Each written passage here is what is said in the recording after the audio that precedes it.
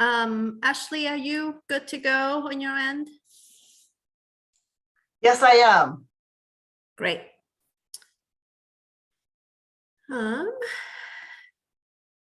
Let's see.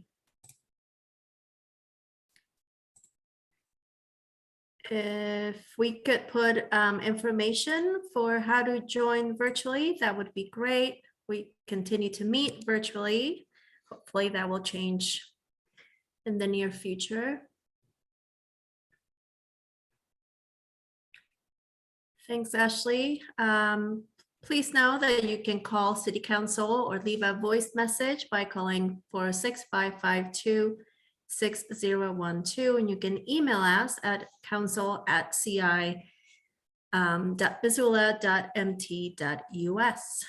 And we will recognize you if you're in the public to provide any public comment throughout the meeting.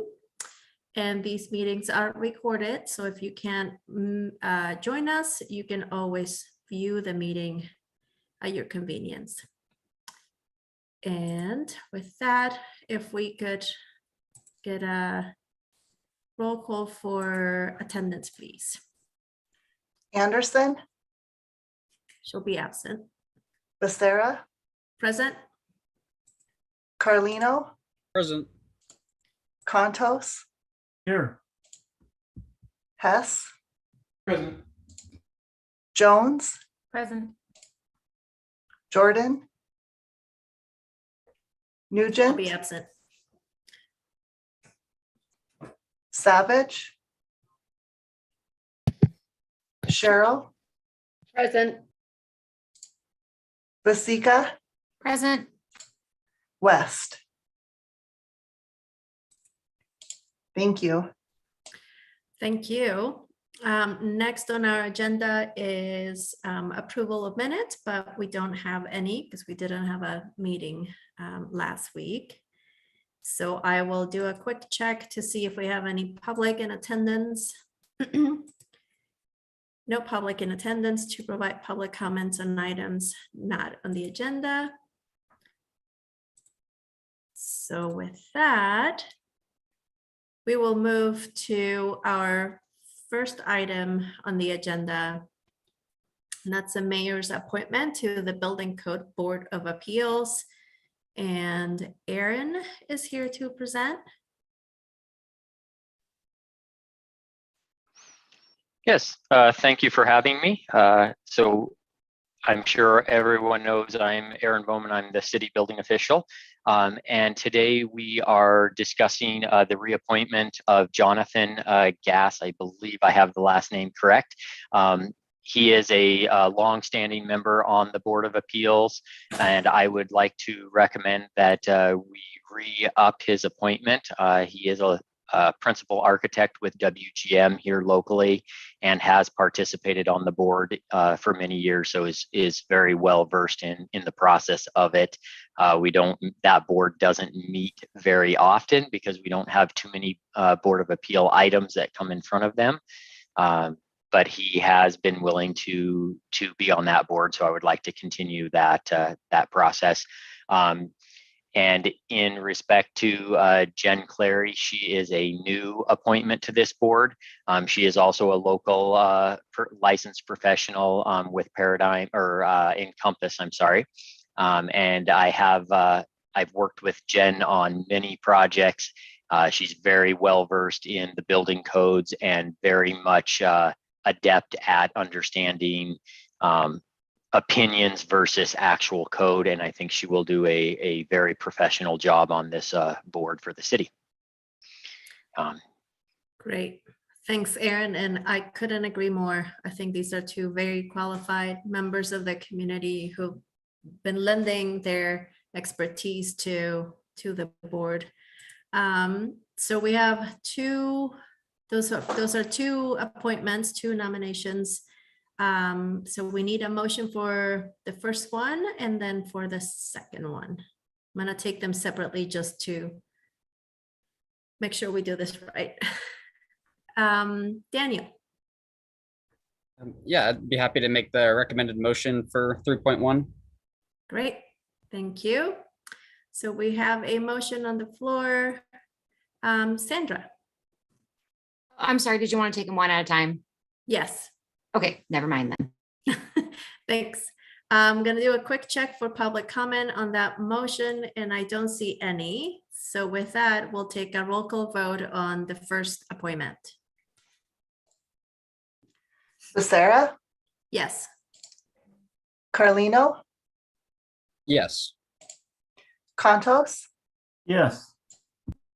Hess, Yes. Jones, Yes. Cheryl, Yes. Vasika. Yes. And That I is was late, 7 yeses. but I'm West here is too, here and I'm a too. yes. Oh, okay, great. And so Thank you. West is here too. And I'm a yes as well. Okay, I gotcha.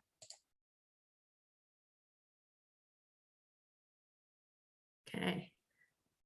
Did we catch all the votes, Ashley?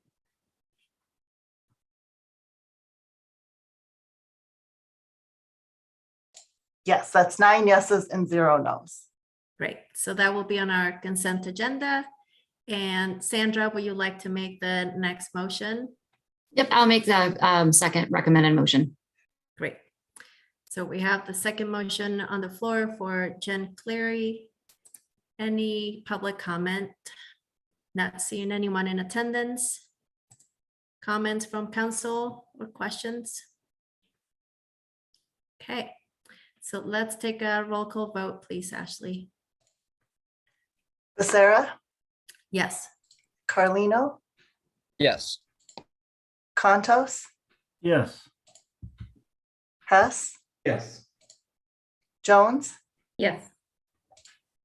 Nugent, Yes, Cheryl, Yes. Vasika, Yes. West. Yes. That is 9 yeses and 0 nos. Great, so that too will be on our consent agenda. Thank you so much, Erin, for bringing those forward. Thank you to City Council for taking care of it for us. Okay.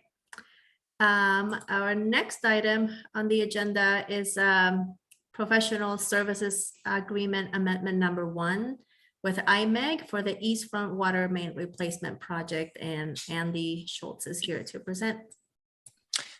Hi, thanks for having me. I'm Andy Schultz, City Engineer for Utilities. Yeah, we're here for this East Front Street project and an amendment for both the design and the construction admin. So I'm sharing my screen. Hopefully you can all see it.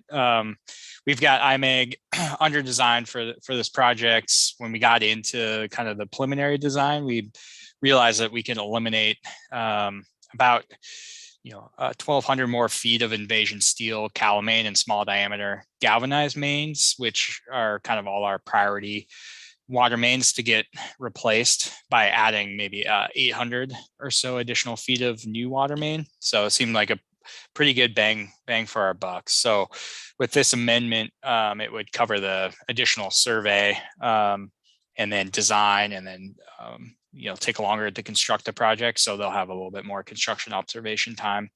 And it makes particular more sense because we're already going to have to bore the water main underneath Rattlesnake Creek. So we'll have a boring contractor on site. And what we're looking at to eliminate these pipes are some crossings of East Broadway. And we'll likely have to bore those just due to the traffic and then the MDT right away that we'll be working through. That'll likely be a requirement. So we'll already have a boring contractor on site. So it makes sense to just get these done while they're on site. So the total cost of the amendment is $36,892.50. We'll pay that from the Water Enterprise Fund via an SRF or state revolving fund loan. And I'm happy to go into any of the details on the project, but otherwise we'll leave it there unless folks have questions. Thanks, Andy. Any questions from council members? Okay, anyone like to make the motion?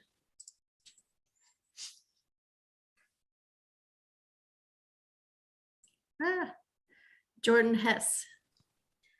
Sure, I'll make the recommended motion. And may I make my obligatory comment that this is all enabled by public ownership of the water system. Our ability to make these decisions that are nimble and flexible and in the best interest of our community is something that I continue to be really proud of because of our action to own our water system.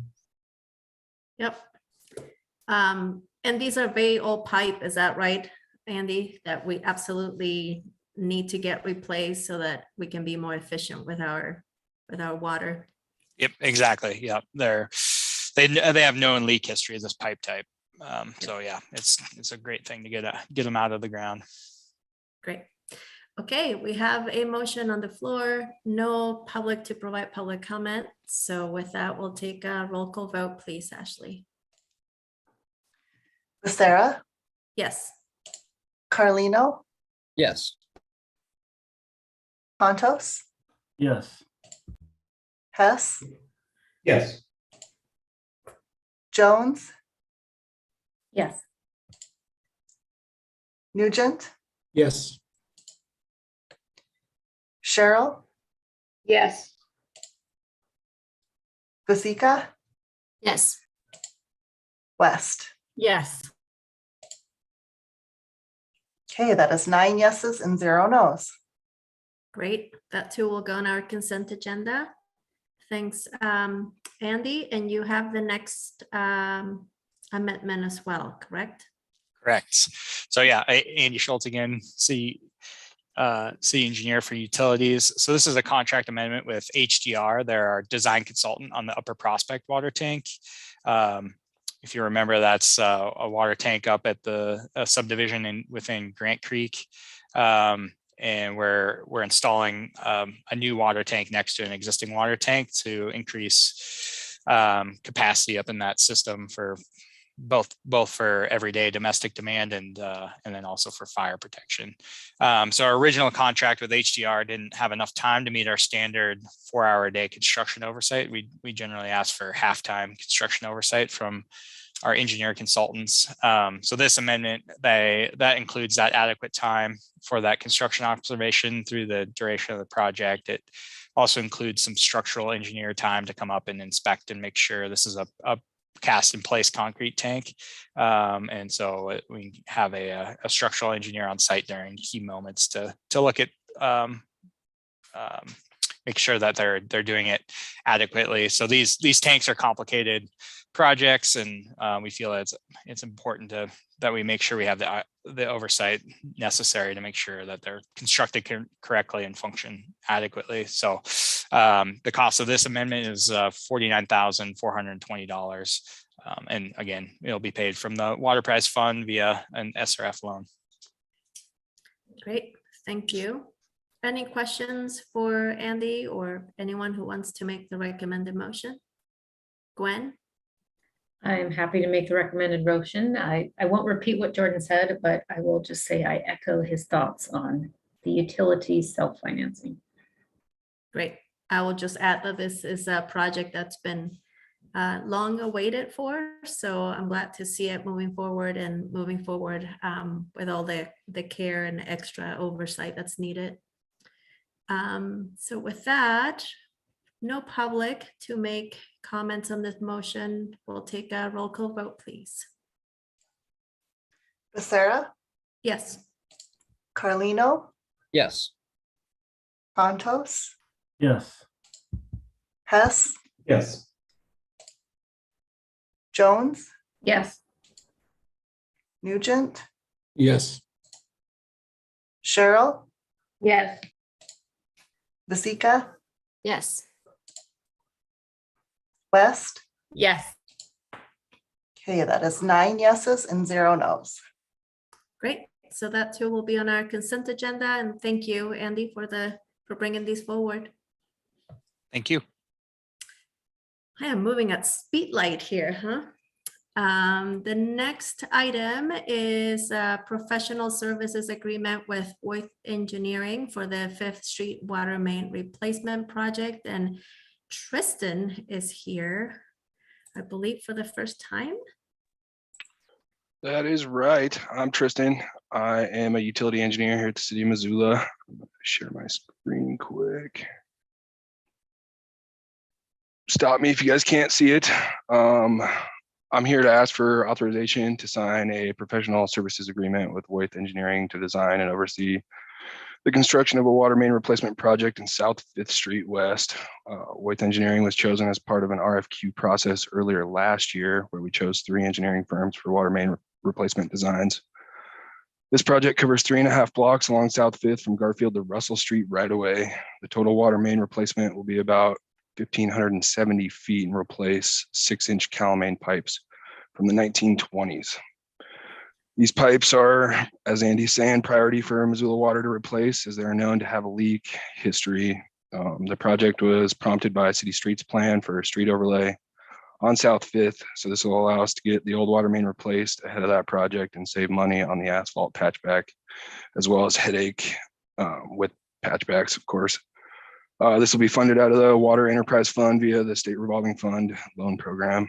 The total cost to Voith, which includes civil design, construction admin, materials testing, and the 5% additional, comes out to be $109,404. Great. Thanks, Tristan. Any questions from council members? Anyone who wants to make the motion? Mike, go ahead. I'm happy to make the recommended motion. Great. Okay, we have a motion on the floor. No public to provide public comment on this item.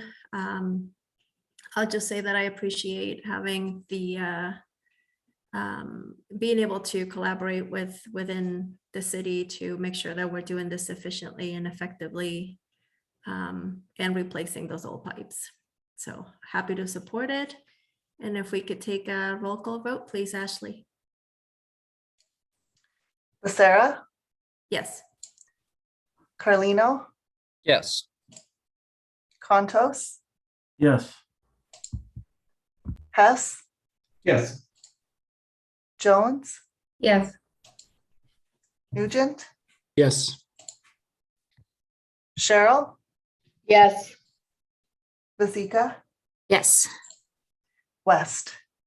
Yeah. Okay, that's 9 yeses and 0 nos. Great, thanks. That too will go on our consent agenda, and thank you, Tristan, for bringing this forward. And next, we have an agreement to release ditch easement with Great Northern Medical Center Association, and Jeremy Keene is here to present. Thank you. Hello, everybody. I'm Jeremy Keene, Director for Public Works and Mobility.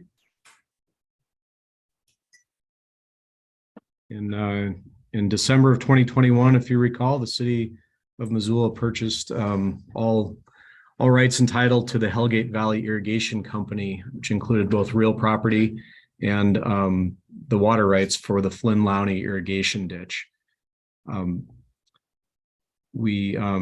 After acquiring that irrigation system, we let everyone know who had property along the ditch what our intent was with those easements. And in some cases, the city intends to retain those easements for future use, and in some cases, we offered the ability to release those easements so that that land could be used for other purposes. So what you're seeing here is a map of those different areas, just to help you orient. Down towards the bottom right is the diversion for the irrigation ditch, which happens just below the Montana Rail Link trestle and the Broadway Island, so just on the very edge of the screen here. And then that irrigation ditch runs along West Broadway and then out Mullen Road and into the Mullen Road, Sutupcane area. And you can see the areas in red we've designated as needing to be retained for stormwater use.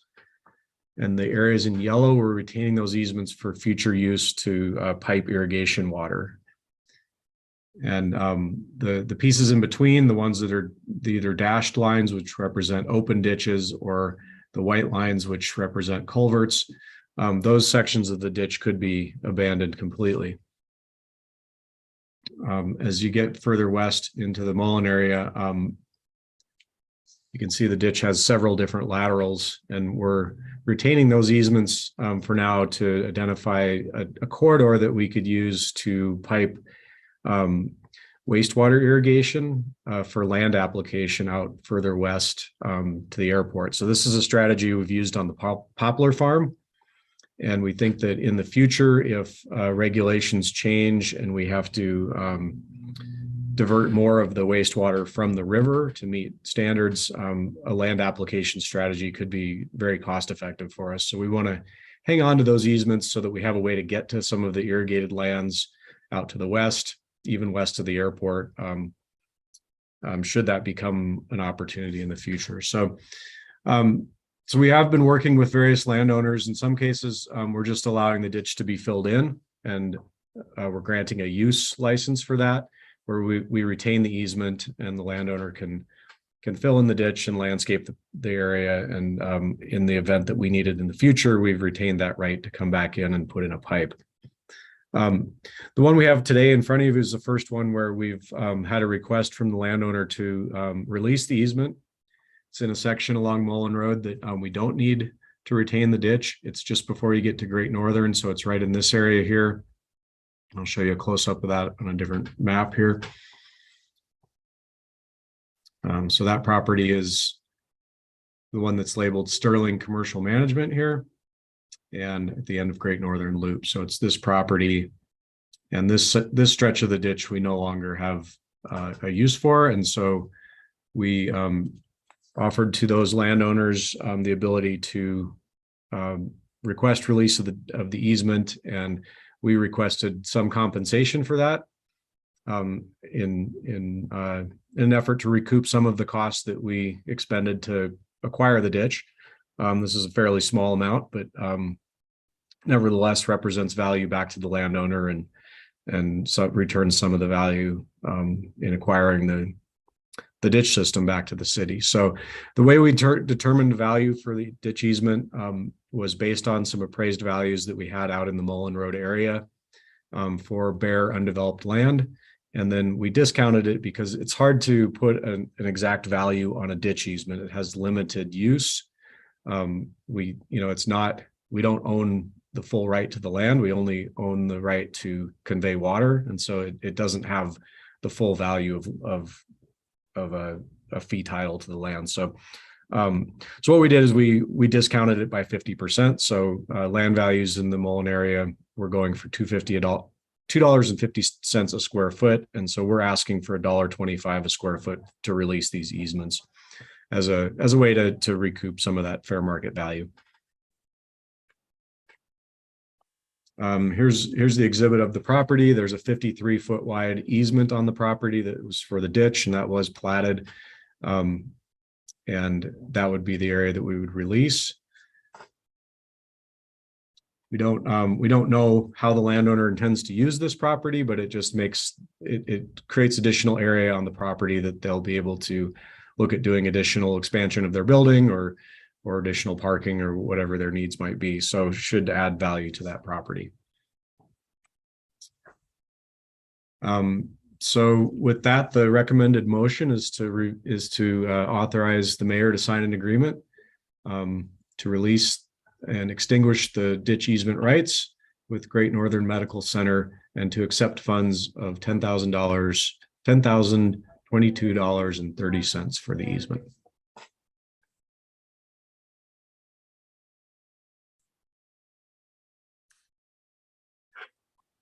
Thanks, Jeremy. Let's see, Mike Nugent. Yeah, Jeremy, I just have a question, and I know the answer is no, but I mean, once we give up an easement, we never can get it back. So there's no foreseeable reason that we could somehow need this connection piece for anything down the road. I mean, $10,000 is good money, but I mean, sometimes I just wonder about giving up easements. Yeah, we looked at this pretty carefully, and I think from the map you can see we were pretty conservative about where we would actually give them up. This is an area where we don't see the need for either storm drainage or future conveyance of water. So as far as the purposes that we can use that easement for, your crystal ball is as good as mine, but I don't see any future use for it. And I think there's a higher and better use to allow the landowner to do something with their property. Follow up? Go ahead. Because in theory, then, I mean, almost anything we would need, we could put in the right of way, right? Like I can't think of anything either. I'm just asking the question because I feel like we should ask the question when we're abandoning an easement, but. Yeah, it's absolutely an important question. There really isn't anything that we would need that couldn't go in the right of way. It would be nice to be able to expand, like a boulevard sidewalk or a trail system or something like that, but the easement doesn't allow that. So we would have to acquire those rights. We would have to acquire additional right of way to do that if we ever wanted to. So I don't know that it holding on to this easement really helps us with that kind of a future plan. Okay, Heidi. I have a maybe neighboring property question. Could you go back to that map that you showed that had I guess the parts of the easement that you were thinking of or that are possibly possible to vacate? Sure, this one? Yes. Okay, so can you point out, I guess, where, for example, the Trinity, that site of Trinity is being built? Yeah, so the new Trinity housing Okay. project is happening right here. Okay, yeah, I know there was some cost associated with, I think, building a bridge over the ditch easement, but it looks like that's something that was deemed to be important for stormwater overall. Yeah, well, what we learned in this process is that all of the storm drainage for West Broadway and a portion of Russell Street are outletting into the ditch and then returning to the river where that little white line comes down to the river. So we do need to retain that for stormwater. Okay, thank you. And then where, and you might have said this, but where is the money that they're paying, where's that going? Is it going back to the stormwater utility? So we have designated the money to go back into the Public Works Facility Fund, and the idea was that we would use that money toward future projects related to the ditch acquisition. So we have some restoration work to do at the river, and we're starting to just bank some funds for that. So that was our intent when we talked about trying to sell some of these easements, was to just forward that money towards future projects. Thank you. Okay, any other questions? Sandra? No question, but I'll make the recommended motion. Great, thank you. And we still have no public to provide public comment on that motion. And with no further questions from council, we'll take a roll call vote, please. Sarah, Yes. Carlino, Yes.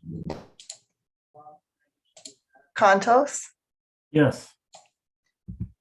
Hess, Yes. Jones, Yes. Nugent, Yes. Cheryl, Yes. Vasika, Yes. West. Yes. Okay, that is 9 yeses and 0 nos. Great, so that too will be on our consent agenda. Thank you, Jeremy. Thank you all. And that was our last item on the agenda, so you're welcome. I gifted you 30 minutes. We would be adjourned. Thank you.